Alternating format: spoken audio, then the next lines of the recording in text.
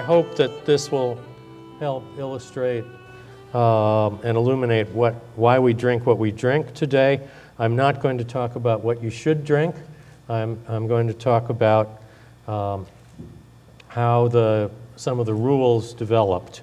One question raised by formal meals, such as the one we're about to have, is whether there's ever been some wine and food paradise where the culture of wine and meals are in perfect accord, where everyone has the right wine glasses and the right wine on the table and the knowledge, skill, and taste to match the wine beautifully with their food.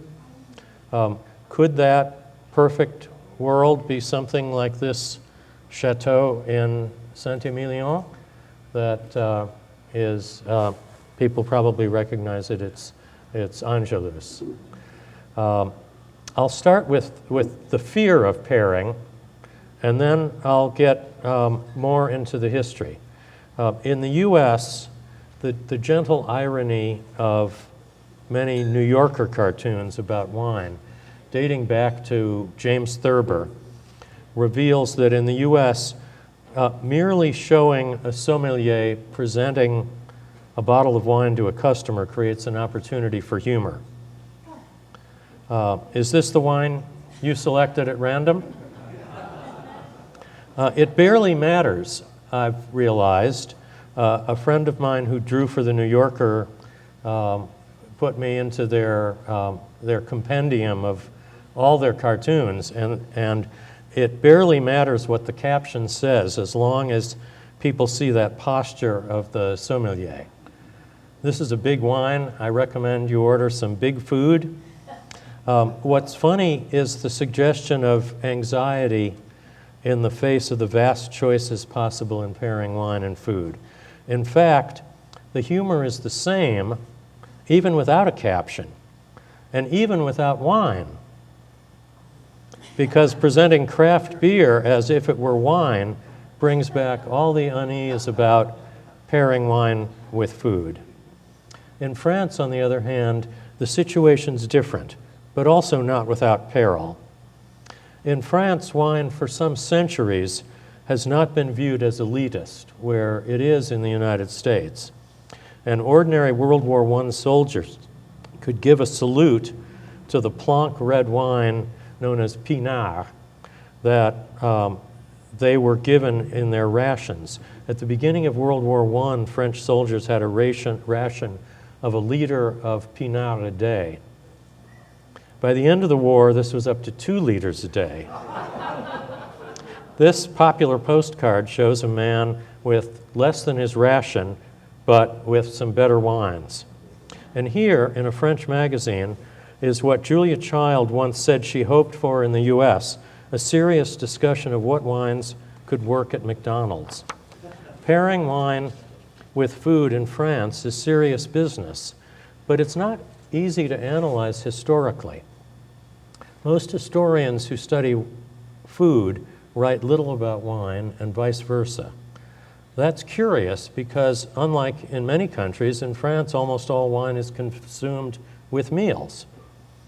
Here, in drawings by the French cartoonist Gottlieb, an earnest and appreciative tourist innocently orders a nutty combination, steak with jam. He asks for steak à la confiture. The waiter is shocked.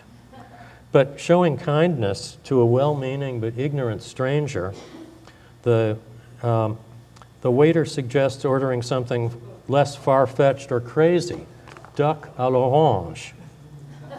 The joke, of course, is that the waiter is suggesting another dish that actually repeats the theme of meat with jam that he wouldn't allow. The duck with the sweet orange sauce is within the canon, but the steak with jam is decidedly not.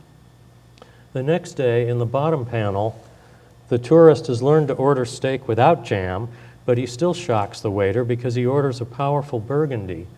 In the afternoon, it's not a luncheon wine. It's not a luncheon wine. Don't disturb the proportionality of our meal. The French call a successful match of food and wine a marriage. Those who do not respect the rules of marriage risk being regarded as unrefined or ignorant. In the 1950s, the philosopher Roland Barthes wrote a series of memorable essays chronicling what he believed to be the cultural mythology of France. One of these essays was called The Beefsteak and the Frite.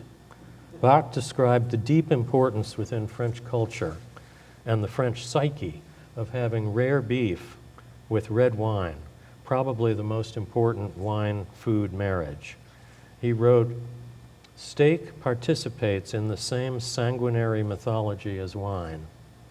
Whoever eats it assimilates a taurine strength.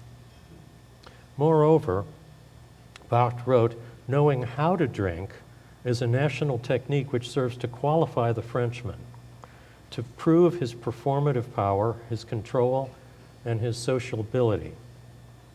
And Roland Barthes says, "The absence of wine is shocking, like something exotic."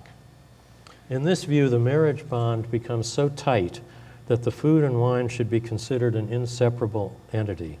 Wine is surely not a mere beverage or accompaniment if its absence is shocking.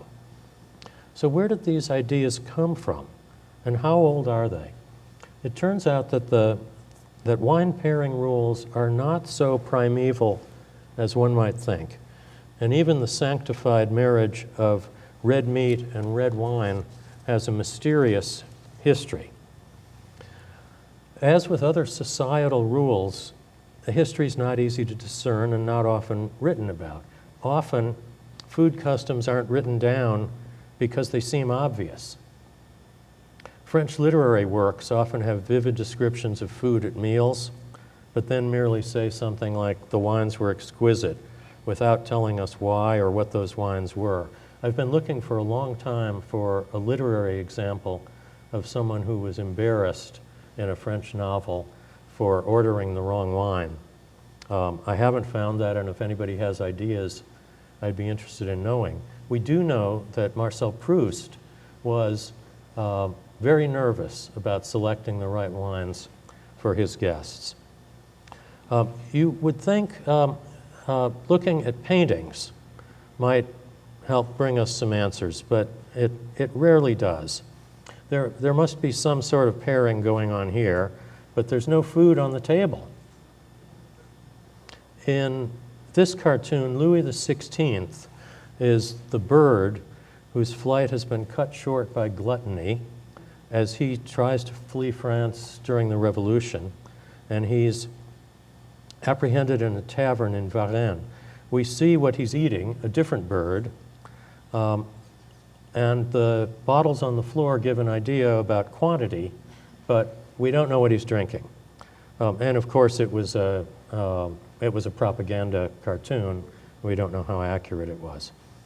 There's not much help from Picasso. No help here. Nope.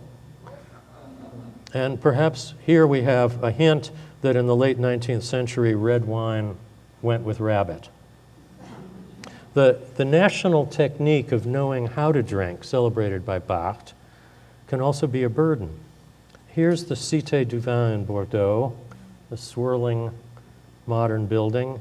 Véronique Lemoine, the curator, I enticed to speak to the Educateurs at one of our Zooms. She told me she feels sorry for young men today because they're expected to have the sophistication to pick the right wine, but few today learn this skill from their fathers. Inside, in the museum, there's a clever exhibit. Madame Lemoine told me she intended it to be lighthearted, where visitors use a touch screen to pair up to 10 dishes with 10 wines and hear commentaries in their own language, a choice of about 20 languages, from a pre-recorded sommelier who doesn't necessarily insist on a single correct answer, but at times he leaves no doubt that the subject involves, if not good and evil, at least right and wrong. And if you as a visitor were to have the misfortune to pair rare beef with sweet sauterne, you'll receive a scolding in whatever language you selected. Oh dear, I won't give you the keys to the cellar. This intensity about the pairing of food with wine is not modern. The rules may have changed, but the intensity hasn't. Let's look at this anonymous Enlightenment philosophical novel, Thérèse Philosophe. Philosophes were novels early in the history of the novel. It was actually the term for a genre of pornographic novel filled with philosophical ideas, perhaps because that was what the author intended, or possibly to help defeat the censor. But in this Philosophe, there's a discussion about the existence of free will, and the main character refutes the idea of free will on the basis of wine pairing rules. This is the earliest discussion of wine pairing with food I know of, and it's 7 decades earlier than what the great French scholar Jean-Robert Pitt thinks was the beginning of pairing wine with food. The book was published in Britain in 1748 and smuggled into France to avoid the censor. And Thérèse says, "Am I not free to drink with my dinner either Burgundy or Champagne?" But this was only a rhetorical question. Only in a far-off haze, she said, could one imagine that one actually had a choice. No, because if a person actually sits himself down at the table and orders oysters, the dish demands champagne. QED, there is no free will. Thérèse questions, but history's complicated. When she says Burgundy and Champagne, does she mean what we mean? She does appear to mean red Burgundy. Napoleon drank Chambertin, that's talked about a lot, but he drank it watered and iced and found it a refreshing drink. Champagne in 1748 was still generally a still wine, usually light red, but expensive bubbly champagne had become popular among aristocratic elites like this young woman, Thérèse. The top Bordeaux wines by 1840 were far denser than what, for example, Thomas Jefferson cherished from the same vineyards. So what in 1748 did Thérèse even mean by champagne? We do have a great painting, for once, a large painting done for Louis XV. Many of you have probably seen this. It was painted in 1735 by Jean-François de Troyes, called Le Déjeuner de Huîtres, the oyster lunch, and it shows wine and oysters. Some men are intensely studying the glass, transfixed by something. Bubbles, maybe? The bottles look right for sparkling wine, not for a light red wine. Sturdy bottles that were developed in England were necessary in the early days of champagne because exploding bottles were so common. The stoppers look right. These are not ordinary corks, but something tied down to the bottle from before Jackson invented the wire cage. These are not ordinary corks. Bowls of costly ice to chill glasses were also characteristic of early sparkling champagne service. And we can come a little closer to certainty when we see this man with his thumb over the bottle. And then finally, at the top of the picture, a cork. Floating almost at the ceiling does sort of clinch the issue. Now, in my more formal paper, I posit that French history reveals 4 essential but different methods of analysis for pairing food and wine, each unique and needing to be placed in the historical context. And they really didn't exist all at the same time. The first one is the geographical pairing, the landscape, the regional dishes. Regional identity is clearly crucial to French gastronomy, the regional marriage is presented even in best-selling modern French manuals as a grand principle of pairing. At least at one level, this is obvious. Local wines are available locally, so are local dishes. Here's a list of some regional pairings. Some are well known. Some are a bit surprising, like the smelly andouillette with champagne, because they're from the same place. The non-obvious question for me, though, is whether these pairings were respected outside the region where they developed, which would show that it was a truly fundamentally French thing. I've not found any evidence, for example, that Parisians tried to match these regional dishes with wines of the same region before the 20th century. Thérèse's pairing of oysters with wine from the landlocked region of Champagne is another counterexample to the idea of the geographical pairing. I'd argue that the geographical pairing has the qualities of an invented myth, like other received histories for things that seem older than they actually are, such as in Scotland, the Scottish tartans, which were largely developed in the Victorian era, or in France, Viollet-le-Duc's fanciful 19th century reconstructions of so many of France's medieval monuments. That's been a huge issue in the questions about how Notre Dame should be rebuilt. And to some extent, I think the French cuisine bourgeoise itself is an invented myth.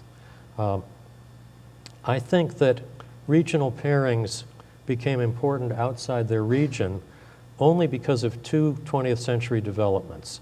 The first one was automobile tourism. In 1900, on the left, the Michelin Tire Company's advertising slogan was, "The tire drinks the obstacle." The addition of restaurant ratings in 1923 and the famous three-star system in the 30s encouraged motoring and gastrotourism. But what did people use to know what to drink? They used a series of booklets about the regional food of France by Kournonsky and Marcel Rouff that were written from 1921 on and exactingly guided gastrotourists to regional combinations of food and wine.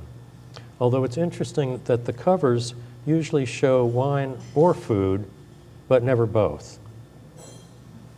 The second approach to wine pairing I'd like to talk about quickly is the analytical, intrinsic, or even alchemical, or some would say synergistic pairing, which sometimes just validates the wisdom of an old geographical pairing. But this is modern, this idea, not old. And we can see that if we look at successive editions of one of France's key culinary reference books, the Larousse Gastronomique, first published in 1938, where there are charts with suggested wine pairings, but not real rules or principles. And this encyclopedia was revised in 1960, 67, and 1984 without much change on that score. And then in the 1996 and later revisions, done under the auspices of Joël Robuchon, who was the head of a committee, they added a new idea. They had a sentence saying, the marriage of dishes and wines, marrying a wine and a dish is an adventure that's always exhilarating, but often random or unpredictable. The perfect match demands modesty, intuition, and experience to create a third taste that will blend the aromas and flavors of food and wine. The earlier editions never mention this idea of fusion. Some obituaries of the chef Alain Senderens, a rebel-turned-classicist who died in 2017, suggested that he invented wine pairing. He didn't. But he was a great chef in this field, and he didn't match wines to dishes. Instead, he identified wines that he admired, And he, after making sure he could get a steady supply, even if they were quite old, he worked very closely with vignerons. Then, with intense focus, he would develop a dish and its sauce to create that alchemy of that third taste. I feel really privileged to have had a number of those pairing meals at Senderens, and I know there are others here who share that sentiment and memory. More recently, other people have made increasingly complex, sometimes inscrutable charts from their theories. A Quebecois chemist, François Chartier, teamed up with Ferran Adria to arrive at novel solutions that he called intrinsic, deliberately with no regard for what the traditions were. And he would allow us to taste rare roast beef with mature red wines, but he insisted that diners not eat braised or boiled beef with red wines because he believed that the volatile flavor molecules of boiled beef demand a different sort of spouse. The dish demands, he said, moderately acidic white wines. Free will dies again. You can also hear it said that the rules of wine pairing were laid down by the French lawyer Brillat-Savarin, who was one of the two earliest chroniclers of gastronomy. That's not true either. Brillat-Savarin sometimes mentions having a particular dish with a particular wine, but he never comments on the relationship. He is witty and memorable. In his main book, he says here about pheasant, the richly flavored dish must be washed down with the best wines of Burgundy. I uncovered this truth from a series of observations which took more work than a table of logarithms. But this doesn't tell us much about why he picked the Burgundy. Why not the Bordeaux? Why not anything? But I think he was just in love with describing himself as an empiricist. After all, he's the person who also wrote about a judge who was asked whether he preferred Bordeaux or Burgundy, and replied, "Madame, that is a trial in which I so thoroughly enjoyed weighing the evidence that I always put off my verdict until the next week."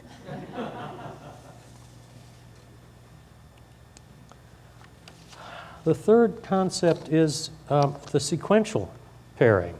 In fact, Brillat-Savarin was stuck in that late 18th century world of sequential pairing, where at formal dinners the principle was to create a crescendo, light wines before heavier, less precious before more precious wines, and often, but not necessarily, white wines with seafood, red with meat. But it wasn't possible to have more precise pairings, because at formal dinners then, is that, oh.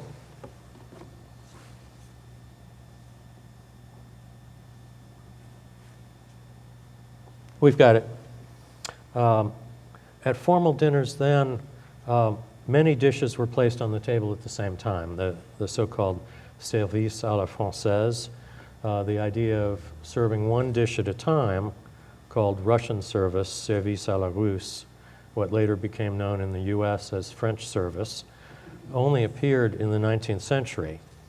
And that concept was a prerequisite to any sort of precise pairing, because so were the wine technological developments in the 18th and 19th century, because if you're going to do a precise pairing, you need to possess wines whose qualities can be reliably known before you open the bottle. If there's too much bottle variation, it just wouldn't work. So consistency in wine came from having better bottles, more consistent storage, the use of sulfur, which created consistency. Now people are getting away from it, but it was very important in the history of wine. And then there were other developments in vinification that created the deeper red color and the fuller flavor of red wine. I don't think Roland Barthes could have talked about the importance of red wine and rare beef with the lighter colored wines of of the 18th century. So it may be that depth of flavor and match of color as the red wines got darker that's the real origin of red wine with red meat. And then finally is the idea of pairing the wine with the person rather than with the dish. Now, what does that mean? It's really, looking back, it seems like a historical twist. In the 17th and 18th centuries, wine selection didn't have anything to do with food. It was a medical issue. Wines were being selected based on medical advice. At one point, red wine was viewed as too rough for women and aristocrats, but as providing useful nourishment to laborers.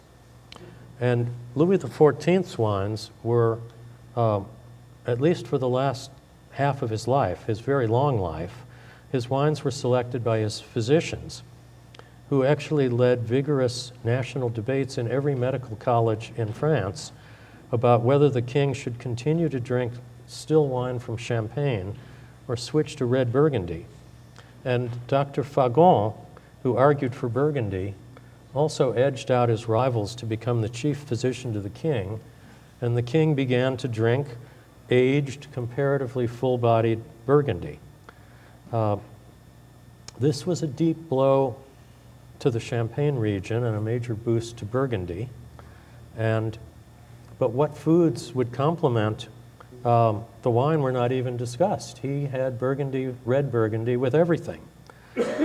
But could that, his drinking those wines, have accustomed the court, who of course copied what the king drank, could it have accustomed them to this association of blood and red wine and influenced winemakers then to perfect that pairing and eventually fit into a mythology of France as described in the 1950s by Roland Barthes? I think that's a possibility. And was this view of wine selection as a medical issue inadvertently reinvented in the 1980s and 90s by the French paradox, by Americans and Britishers especially, who read that red wine is good for your health and started drinking big red wines as an aperitif? I think that's also a possibility. So there's much to think about in this subject, and I look forward to talking to you all for years about this topic. Thank you very much.